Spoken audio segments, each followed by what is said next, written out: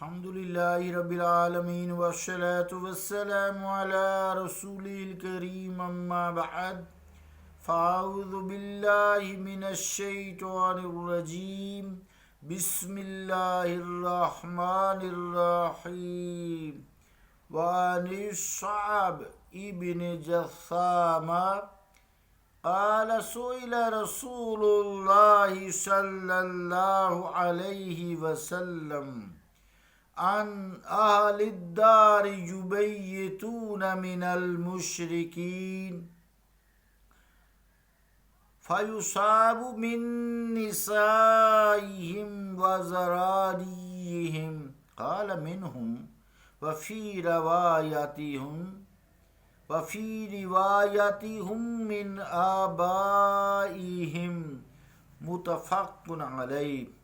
صدق اللہ و صدق الرسول الکریم۔ عزیزان گرامی قدر، السلام علیکم ورحمۃ اللہ وبرکاتہ۔ حدیث پاک کا ترجمہ یوں ہے، روایت حضرت صعب ابن جثامہ سے فرماتے ہیں کہ رسول اللہ صلی اللہ علیہ وسلم سے مشرکین کے گھر والوں کے متعلق پوچھا گیا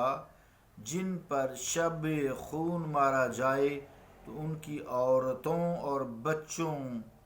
کو قتل ہو جائیں، ان کی عورتیں اور بچے بھی قتل ہو جائیں۔ فرمایا وہ سب ان میں سے ہی ہیں، اور ایک روایت میں ہے کہ وہ اپنے باپوں سے ہیں، مسلم و بخاری۔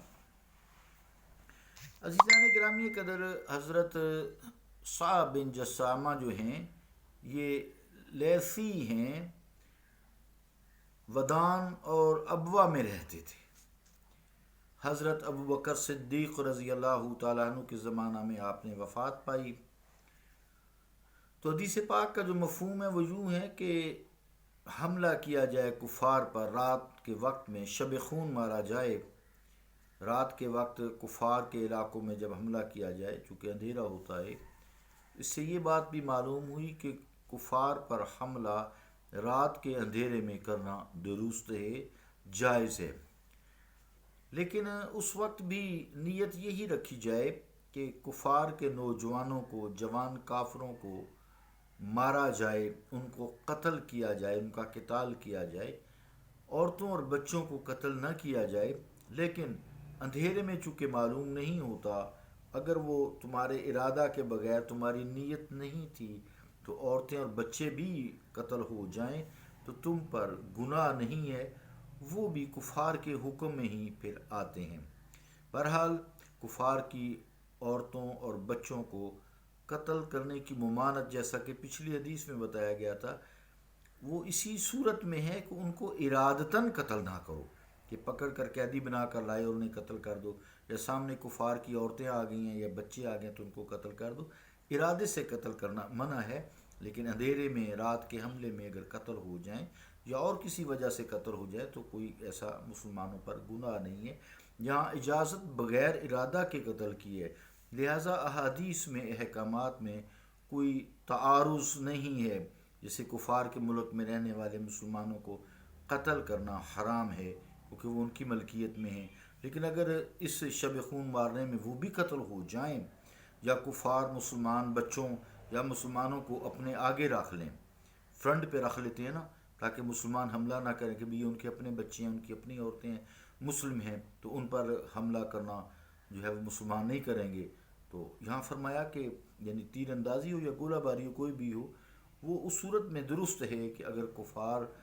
ان کو آگے اپنے رکھ لیتے ہیں کہ بھی مسلمان ہم پر حملہ نہیں کریں گے یا ہم بچ جائیں گے، تو لیکن نیت پھر بھی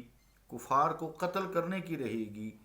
پھر بے شک مسلمان اس حملے میں ہلاک ہو جائیں، مجاہدین پر کوئی گناہ نہیں ہے، کیونکہ اس طرح تو پھر مجاہدین جو ہے یہ ان کے حربے میں مات کھا جائیں گے، شکست کھا جائیں گے۔ اس لیے اگر وہ ایسا کفار کریں کہ عورتوں اور بچوں کو اپنے سامنے رکھ لیں تو دین کی بقا کے لیے اگر وہ عورتیں اور بچے بھی قتل ہو جائیں تو کوئی ایسی بات نہیں، یہ گناہ کے زمرے میں نہیں آتا۔ اللہ تعالیٰ دین کی سمجھ اور اس پر عمل کرنے کی توفیق عطا فرمائے۔ صلی اللہ تعالی علی رسول خیر خلقہ محمد وعلی آلہ واصحابہ اجمعین برحمتک یا ارحم الراحمین۔